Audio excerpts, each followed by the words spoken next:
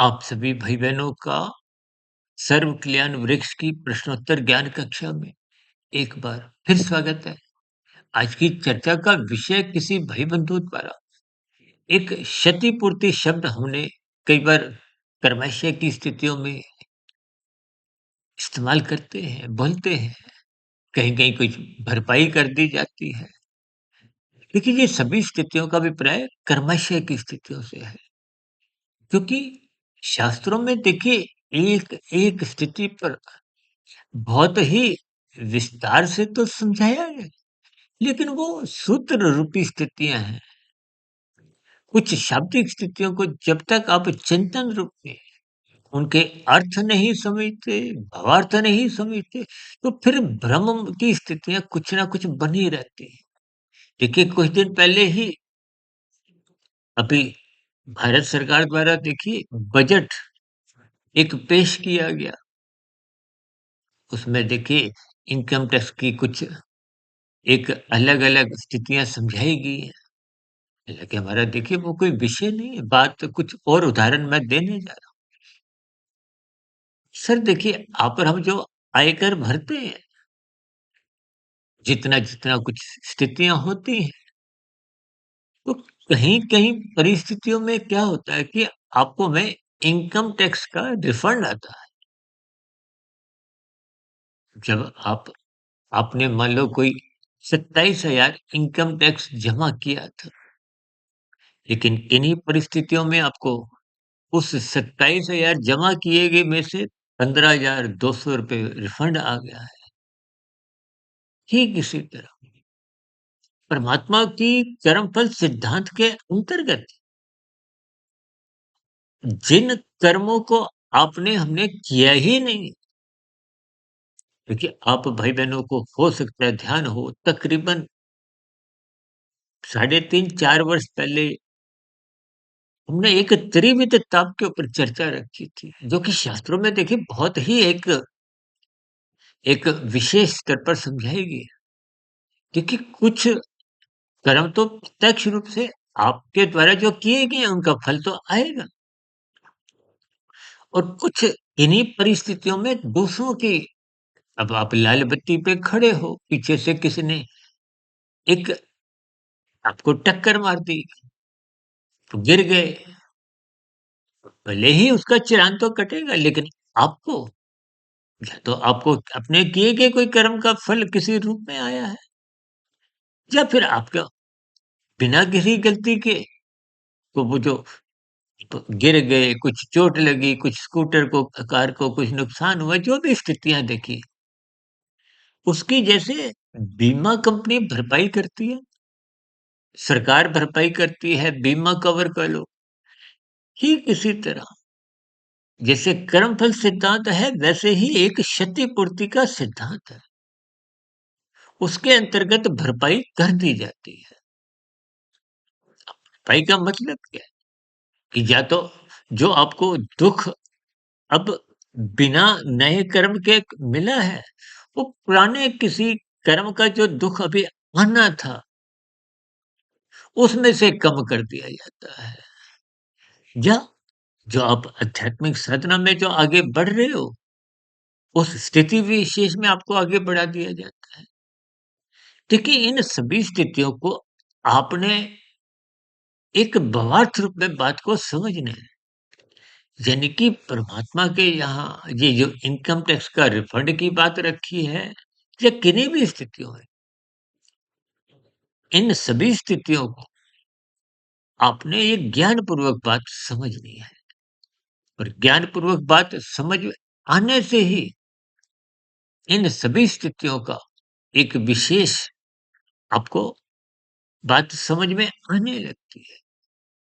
देखिए, परमात्मा की व्यवस्था में क्योंकि परमात्मा को न्याय प्रिय कहा गया है।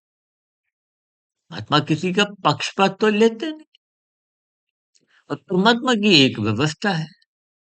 उस व्यवस्था के अंतर्गत ही कर्मफल सिद्धांत की स्थितियाँ हैं। उस कर्मफल सिद्धांत के अंतर्गत जैसी-जैसी एक किए गए कर्मों की स्थितियाँ हैं, वो एक समय के बाद वो फल लेके आती है। देखिए शब्दों में तो कर्म और फल इकट्ठा जुड़ा हुआ है, लेकिन फल आने में देखिए ये कर्म एक बीज है और सभी बीजों की अलग-अलग स्थिति है। कोई हफ्ते में फल देता है, कोई साल में, कोई 10 साल में। ज़्यादा भी देखिए ये कर्मों की स्थिति है, बात को एक समझने के दृष्टिकोण यानी कि हमारे जीवन में ये भरपाई की स्थितियाँ परमात्मा की व्यवस्था में अपने आप ही होती हैं। इसके लिए आपको हमें कोई अलग सिरे से कुछ प्रयास नहीं करने होते।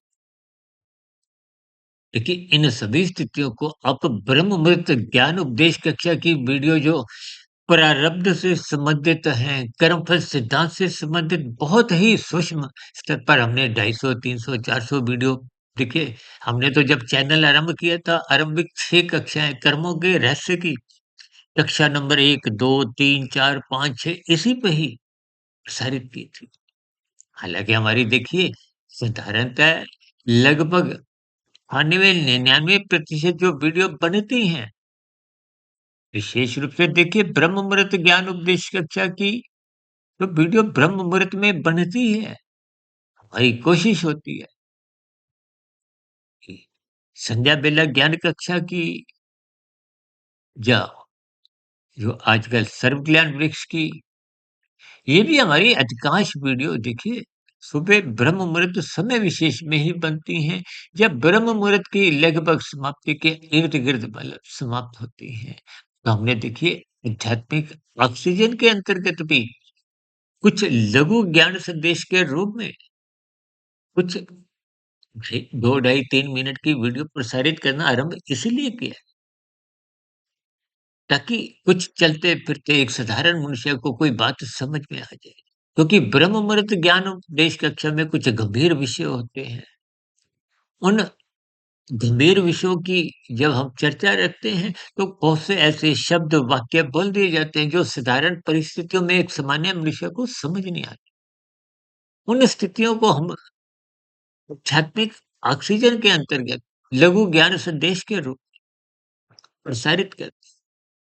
और शाम की ये जो सर्व कल्याण वृक्ष की जो पहले एक संध्या बेला ज्ञान कक्षा के रूप में प्रसारित हो रही थी, इसमें हम प्रत्यक्ष रूप से आप भाई-बहनों के कुछ प्रश्नों को क्रमबद्ध तरीके से समझाने का एक प्रयास करते हैं।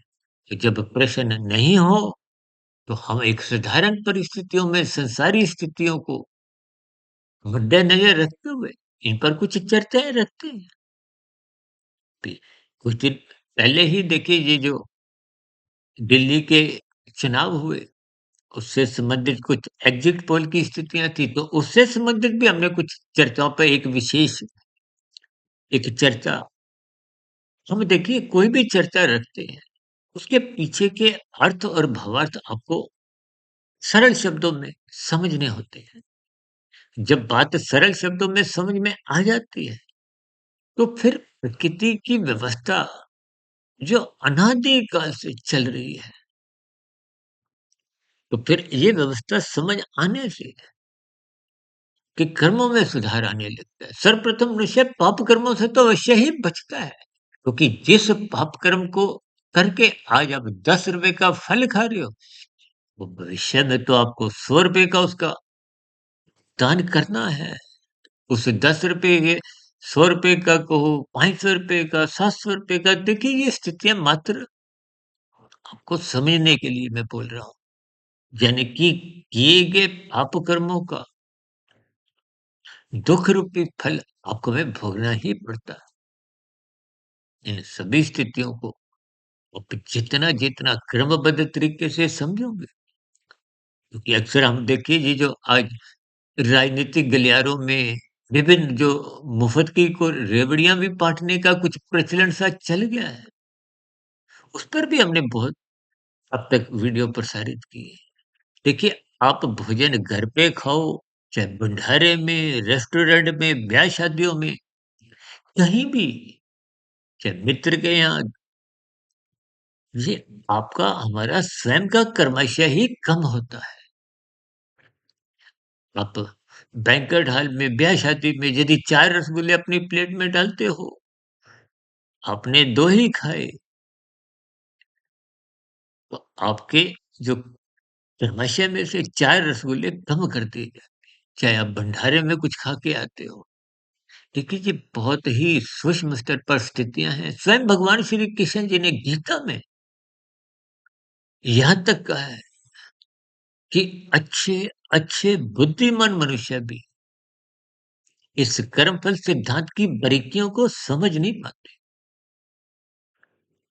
यानी कि इन सभी स्थितियों देखिए, मैं भी कोई अपने आप में कोई एक मायातीत की स्थिति को प्राप्त नहीं हूँ, तो इसलिए मेरे समझाने में भी कहीं कुछ त्रुटि रह सकती है। हालाँकि परमात्मा की प्रेरणा से, गुरुओं के आशीर्वाद से, ब्रह्म मुहूर्त समय विशेष में से जो हमारी वीडियो प्रसारित जब बनती हैं, उनको हम विशेष स्तर पर समझाने का एक प्रयास करते हैं।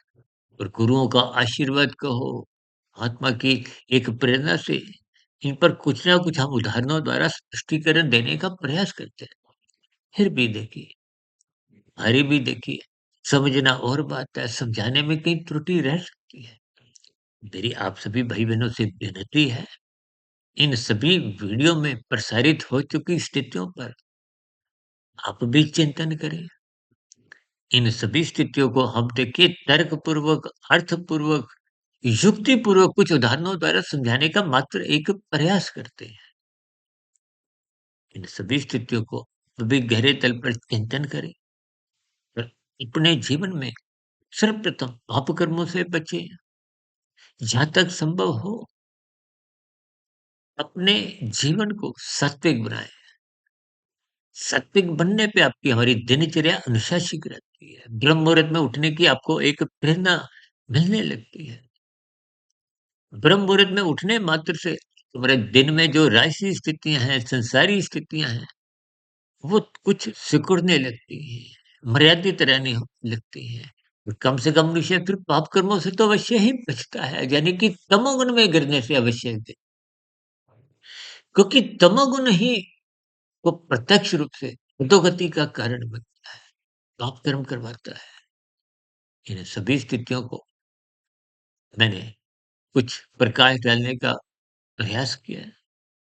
फिर भी कोई बात आपको समझ नहीं आई हो, तो आपके नए प्रश्न का स्वागत है। यदि मेरी कही गई बातें आपको तर्कसंगत सही नहीं लगी हो, तो आपके सुझावों का स्वागत है। यदि मेरी कही गई बातों पर आपकी कोई आपत्ति हो, तो आपकी आपत्ति का, शिकायतों का नीचे दिए गए कमेंट्स बॉक्स पर सदा ही स्वागत है। इस चर्चा विषय को ध्यानपूर्वक, धैर्यपूर्वक और गंभीरतापूर्वक सुनने के लिए बहुत-बहुत धन्यवाद।